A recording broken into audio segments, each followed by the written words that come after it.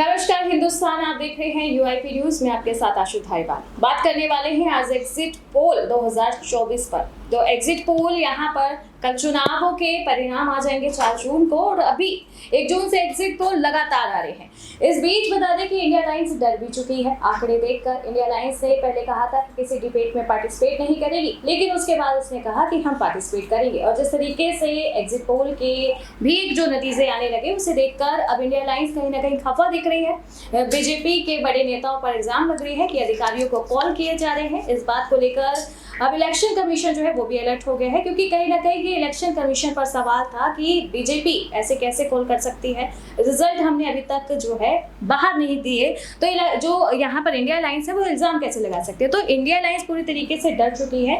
एक exit poll आपके सामने पेश करते हैं, इससे पता चलेगा कि 2019 और 2024 बीजेपी या इंडिया अलायंस इस जीत में आगे कौन चल रहा है। 2019 में हम बात करें अगर दिल्ली की, तो यहाँ पर बीजेपी 7 सीट पर थी, लेकिन यही 2024 पर बात करें तो यहाँ पर बीजेपी की 6 सीट दिख रही है, तो इंडिया अलायंस की 1 सीट दिख रही है। मेरे साथ मेरे सहयोगी दौलत शर्मा है। दौलत, आपसे बड़ा सवाल ये रहेगा कि पिछली बार बीजेपी 2019 में पूरी 7 सीटों पर थी, लेकिन इस बार कैसे एक कम हो गई और इंडिया अलायंस के खाते में चली गई। क्या वजह रही कि इस बार 1 सीट से बीजेपी को हाथ धोना पड़ सकता है? देखिए, कहीं ना कहीं 2019 में एक मोदी वेव थी, मोदी लहर थी जिसकी चर्चा हो रही थी और पूरी तरीके से कांग्रेस भी उस समय यहाँ पर डरी डरी सी नजर आ रही थी। और आपने देखा कि रिजल्ट जब आए तो यहाँ पर 303 जो है एनडीए की सीटें आती हैं, पूर्ण बहुमत से भी ज्यादा यहाँ पर जो है सीटें जीतती हैं, पूरी तरह से डोमिनेट बीजेपी करती हुई नजर आती है। यहाँ पर 7 की 7 सीटें बीजेपी जीतती है, क्योंकि वो वही एमपी थे जो 2014 में थे।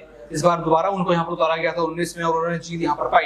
लेकिन इस बार यहाँ पर आपने देखा होगा कि अपने उम्मीदवार बीजेपी ने काफी सारे बदल दिए, अपने उम्मीदवारों को उन्होंने यहाँ पर बदला है। और जो एक सीट है यहाँ पर जिसमें कन्हैया कुमार और मनोज तिवारी आमने सामने नजर आ रहे हैं, वो सीट लगातार चर्चा वाली सीट बन चुकी है। लगातार वहां पर ये चर्चा हो रही है कि यहाँ पर मनोज तिवारी जो हैं, जिनको लगातार तीसरी बार यहाँ पर अपना कैंडिडेट बीजेपी ने बनाया है, यहाँ पर उनकी तरफ खतरा मंडरा रहा है, क्योंकि कन्हैया कुमार मजबूत नजर आ रहे हैं। हालांकि 2019 में खुद कन्हैया कुमार यहाँ पर अपने ही देखा जाए लोकसभा क्षेत्र यानी अपने ही घर वाले लोकसभा क्षेत्र से बुरी तरीके से हारे थे, लेकिन इस बार फिर उम्मीदें हैं कि वो दिल्ली में आके कुछ नया करेंगे, कांग्रेस के साथ जुड़कर कुछ नया करेंगे और बीजेपी को झटका देंगे। वही सीट यहाँ पर जो है खतरे में बीजेपी की नजर आ रही है, जहाँ पर मनोज तिवारी कमजोर पड़ते हुए नजर आ रहे हैं। जी, उत्तर प्रदेश की बात करें तो 2019 में जो है उत्तर प्रदेश में बीजेपी का गढ़ रहा था। यहाँ पर एनडीए की बता दें कि 63 सीट्स थी। इसी के साथ बीएसपी की 9, एसपी की 5 और अदर्स की 3 आई थी। लेकिन इस बार जो 2024 के आंकड़े आ रहे हैं उसमें बीजेपी की 65 सीटें यानी कि 2 की बढ़ोतरी दिखा रहे हैं।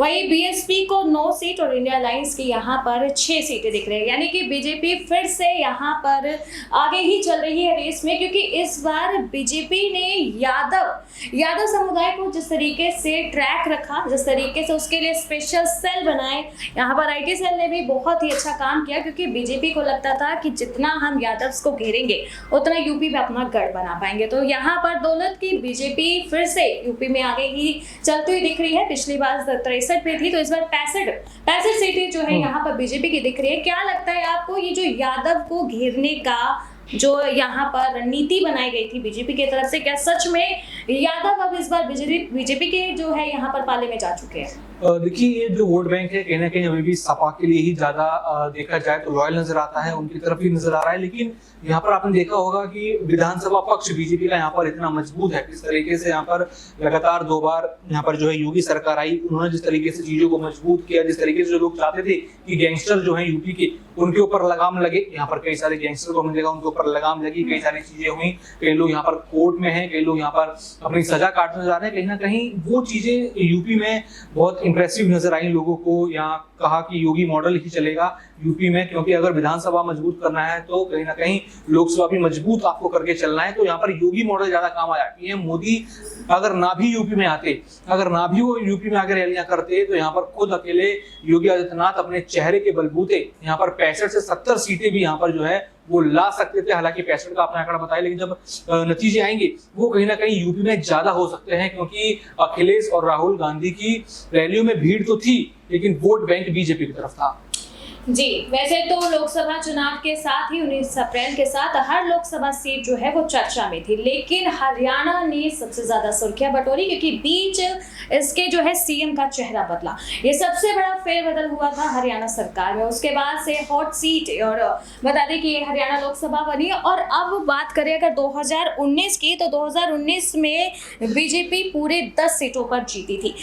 जो हरियाणा लोकसभा है उसमें 10 सीटें हैं, 10 की 10 बीजेपी के खाते में गई थी, बाकी सारे यहाँ पर ब्लैंक रहे थे।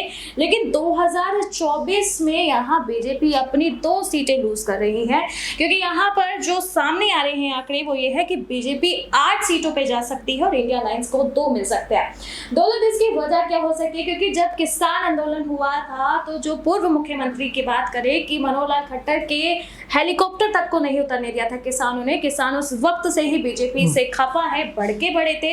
इस बीच जो है नायाब सैनी भी आए, तो फिर ये बात आई कि 3 जो और निर्दलीय हैं वो भी इस पार्टी को छोड़ सकते हैं। ये बड़ी खबरें बनी थी, लेकिन इस बीच जो अब बीजेपी 10 से 8 पर आ रही है, लुढ़कती हुई दिख रही है।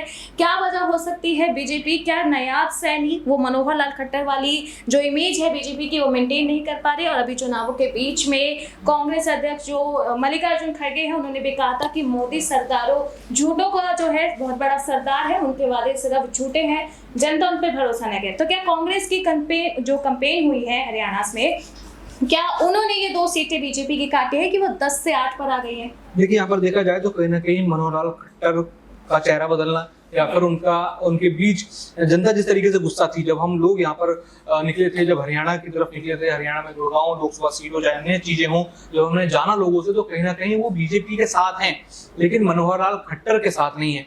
वो मनोहर लाल खट्टर के काम से खुश नहीं है, वो बीजेपी के काम से खुश हैं, मोदी के नाम से खुश हैं।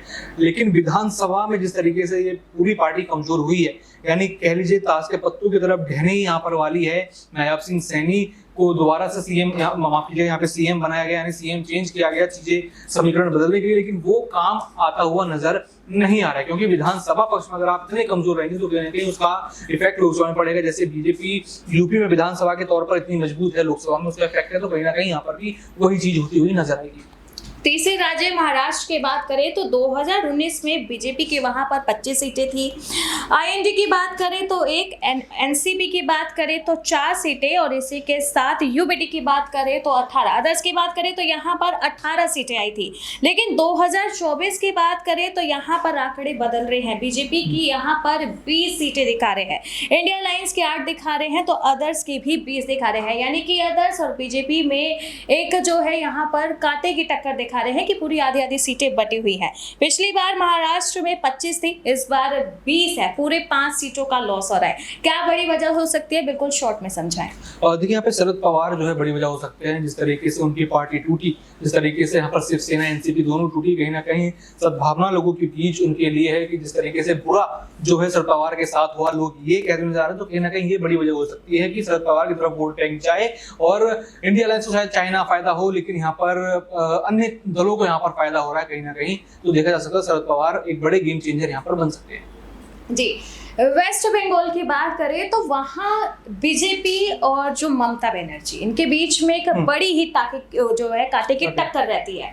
तो एक बार फिर से बीजेपी वहाँ पहुंची, अमित शाह पहुंचे, वहाँ रैलियां की, और उन्होंने कहा कि वेस्ट बंगाल सबसे बड़ा सवाल है। अगर वेस्ट बंगाल में हार हुई तो रणनीतियां हर स्टेट में हार जाएंगी, क्योंकि वेस्ट बंगाल यहाँ पर बीजेपी जो कहते हैं ना कि इमेज पर सवाल यहाँ पर जो था तो वो था। इस तरीके से अगर हम बात करें 2019 की, तो बीजेपी की वहां पर 18 सीटें थी, और अगर यहाँ पर बात करें हम तृणमूल सरकार की तो वहां पर 22, और अदर्स की जो है वहां पर 2 सीटें थी। लेकिन इस बार यहाँ पर बीजेपी आगे जाती हुई दिख रही है वेस्ट बंगाल में, माफ कीजिए पीछे जाती हुई दिख रही है। यहाँ पर बीजेपी की सिर्फ 8 सीटें दिख रही हैं और इंडिया अलायंस की 34 सीटें दिख रही है, यानी कि एक बहुत बड़ी हार है। पिछली बार 2019 में 18 सीटें और इस बार सीधा 8 सीटें। क्या वजह हो सकती है? ममता बनर्जी बनर्जी ने यहाँ बहुत सारे मुद्दे उठाए थे और उन्होंने कहा था कि बीजेपी सबसे झूठी सरकार है, पीएम मोदी ही झूठे हैं, बड़ी बड़ी जगहों पर जाकर तपस्या करते हैं, इनका खर्चा कौन उठाएगा।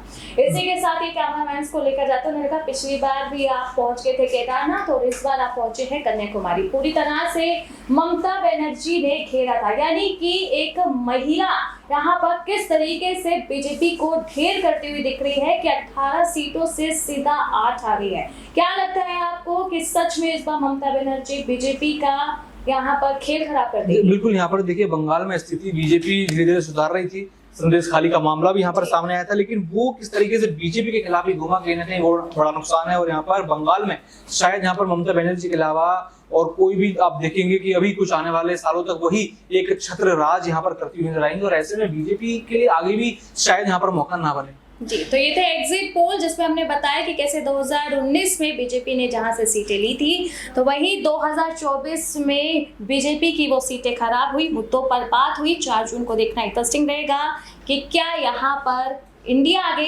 जाएगी, इंडिया अलायंस या फिर एनडीए, ये देखना मुकाबला काफी ज्यादा दिलचस्प रहेगा। बाकी ऐसे ही देश और दुनिया की तमाम खबरों के लिए आप देखते रहें UIP न्यूज़।